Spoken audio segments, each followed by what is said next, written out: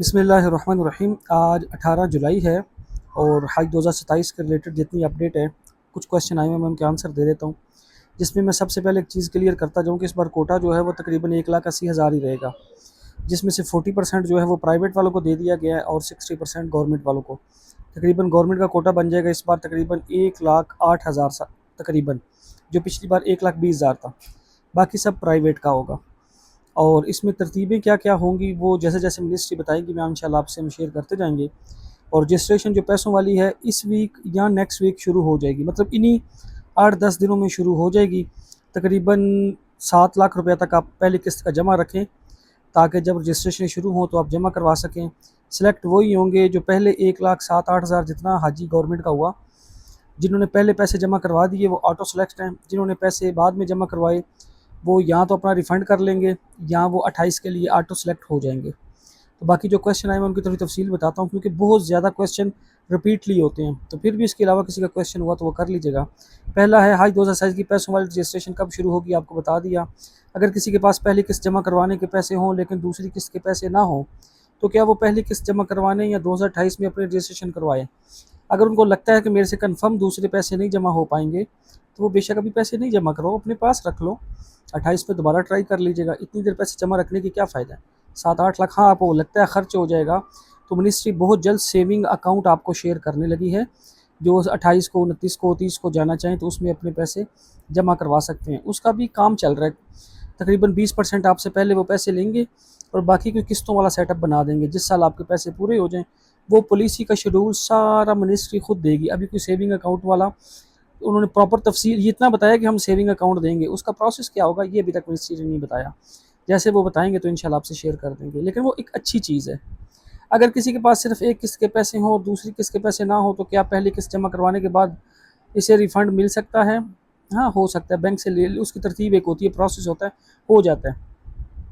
अगर कोई शख्स अपने शहर से बाहर हो तो वो अपनी मेडिकल फ़ार्म और हज की रकम किस तरह जमा करवाएगा। देखो, अगर शहर से बाहर है तो कोई बात नहीं, आप ऑनलाइन ये सारा सेटअप कर सकते हैं और अपना मेडिकल का सर्टिफिकेट किसी भी शहर से आप अपना अटेस्ट करवा सकते हैं। फॉर्म तो आपको ऑनलाइन मिल जाएगा, हम शेयर कर देंगे।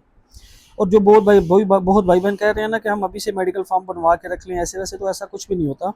जब हज 2027 का मेडिकल फॉर्म मिनिस्ट्री अपडेट करेगी अपनी ऐप पे, फिर हम आपसे शेयर करेंगे। अभी तक तो 2026 का पड़ा हुआ है ना, उन्होंने फिर प्रॉपर उसमें कुछ पाबंदियाँ भी आपको बतानी होती हैं कि दमे वाला नहीं जा सकता, डायलिसिस वाला नहीं जा सकता, काला किसी को ऐसी बीमारी है जो एक्टिव है, या किसी इस तरह की जितनी शराइत हैं, हामला नहीं, मतलब जिनको हमल है जो बच्चा का, तो वो नहीं जा सकते।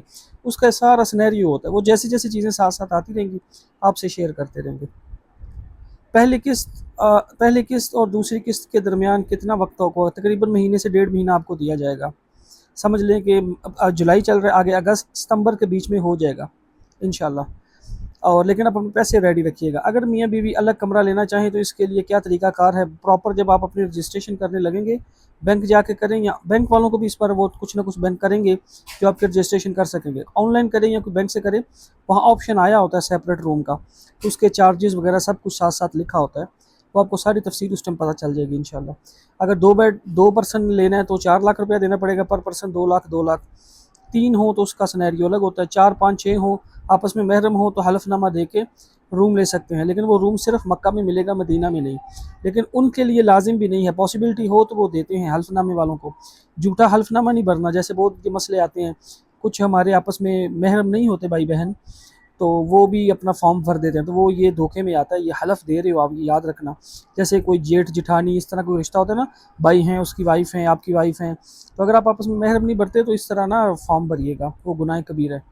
बाकी उसकी जो डिटेल आएगी साथ साथ साथ आगे आपको बताते जाएंगे। मियाँ बीवी के लिए अलग कमरा लेने की सूरत में कितने पैसे मैंने आपको बता दिए। 2 से ज़्यादा अफराद के लिए अगर कमरा लेने की सूरत में कितनी इजाफी रकम देकर, अगर 3 लोगों ने लेना है तो लास्ट टाइम तक तो ये था कि 3 लोग 2 लाख देंगे, और अगर 2 हैं तो फिर 4 लाख देंगे। उसमें ज़रा सेटअप होता है ना बेड का, बहुत से भाई बहन कहते हैं कि हम 3 वाला रूम 2 ले सकते हैं, ऐसे नहीं होता। क्या हम मदीना मुनव्वरा में अभी अलग कमरा ले सकते हैं? नहीं ले सकते। इसी तरह आप कुछ ये भी क्वेश्चन पूछते हैं कि हम गवर्नमेंट के साथ जाएँ तो क्या कुछ दिनों के लिए हम वहाँ हरम के करीब रूम अगर सेपरेट ये वो ले सकते हैं? ऐसा कुछ भी नहीं होता। आप जिनके साथ जा रहे हैं उन्हीं के साथ रहेंगे। कुछ लोग पूछते हैं मक्का में लॉन्ग पैकेज, मदीना में लॉन्ग पैकेज में कितने दिन है, शॉर्ट में कितने दिन है?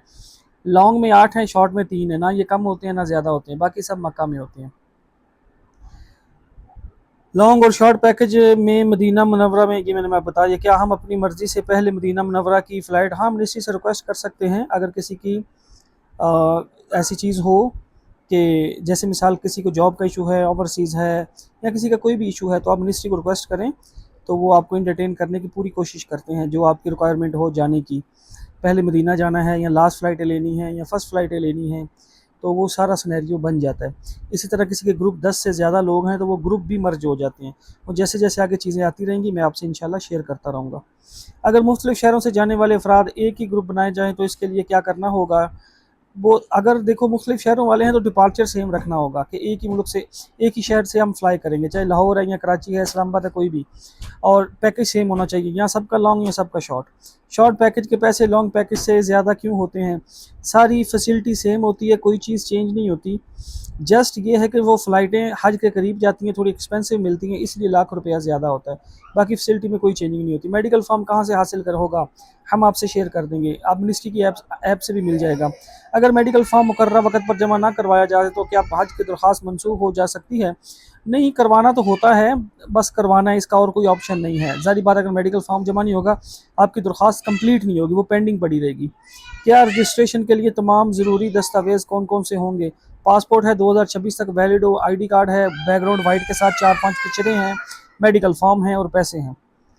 जो हज के पैसे जमा करवा दिए तो क्या उन पे ज़कात होती है? जो हज के पैसे जमा करवा दिए हैं, ये निकाल के अपने पास रख के जमा करवाने के लिए रखे हैं, मतलब जमा करवा दिए हैं, उन पे कोई ज़कात नहीं है। अगर पासपोर्ट पेमेंट के बाद रिन्यू हो तो कोई मसला तो नहीं होता है? होता है, उसका एक कोड चेंज हो जाता है, एक नंबर, तो फिर आपको मिनिस्ट्री को दोबारा रिक्वेस्ट करनी पड़ती है कि मेरा ये पासपोर्ट अपडेट करें, अगर आपने पुराना अपडेट किया हुआ है तो। अगर कोई ग्रुप के कुछ लोग पाकिस्तान से हों, कुछ ओवरसीज़, तो क्या इनका एक ग्रुप बन सकता है? जी बन सकता है, लेकिन फ़्लाई सबको पाकिस्तान से करना पड़ेगा। याद रखो गवर्नमेंट हज में पाकिस्तान से फ़्लाई लाजिम है। वापसी की तरतीब बन सकती है, आप वहीं से डायरेक्ट अपने मुल्क जा सकते हैं, और प्राइवेट में ऑप्शन होता है कि आप डायरेक्ट वहाँ आएँ, जैसे भी हो। अगर प्री रजिस्ट्रेशन में किसी भी किस्म की गलती हो गई हो, जैसे passport number, phone number, address वगैरह सब एडिट हो जाता है, वहाँ एडिट का ऑप्शन आ रहा है, ग्रुप चेंज हो जाते हैं, ग्रुप से किसी को निकाल सकते हैं, फ़ोन नंबर चेंज हो सकता है, ये सारी चीज़ें वहाँ एडिट का ऑप्शन है, जाके ऑनलाइन चेक करें, सब कुछ चेंज हो जाता है। बाद में भी मिनिस्ट्री से चेंज करवा सकते हैं। इसी तरह ये जो क्वेश्चन आप मुझे कर रहे हैं, मिनिस्ट्री ने ये भी ऑप्शन दिया हुआ कि आप ये क्वेश्चन भी वहाँ कर सकते हैं। 2026 के हज के रिफ़ंड की कोई अपडेट, अभी तक कोई अपडेट नहीं, लेकिन मिलेगा ज़रूर, थोड़ा आगे जाके मिलेगा, बट मिलेगा। जो एक ही फ़र्द हज पे जा रहा हो तो उसका ग्रुप कैसे बनेगा? उसका कोई ग्रुप नहीं होता, बस वो खुद ही ग्रुप है, अपने ग्रुप का खुद ही लीडर है। अगर किसी को हार्ट प्रॉब्लम है या स्टंट डले हुए हैं, क्या वो मेडिकल प्रॉब्लम है लेकिन वो नॉर्मल लाइफ गुजार रहे हैं, तो क्या वो हज पे जा सकते हैं? जी बिल्कुल जा सकते हैं। जितनी मिनिस्ट्री चीज़ें ये बताती हैं, अगर वो नॉर्मल हैं, मेडिसिन यूज़ कर रहे हैं, तो कोई मसला नहीं, वो जा सकते हैं। शुरू या लास्ट की फ़्लाइट लेने के लिए क्या करना होगा? मिनिस्ट्री को रिक्वेस्ट करनी होगी, बस वो कर देंगे।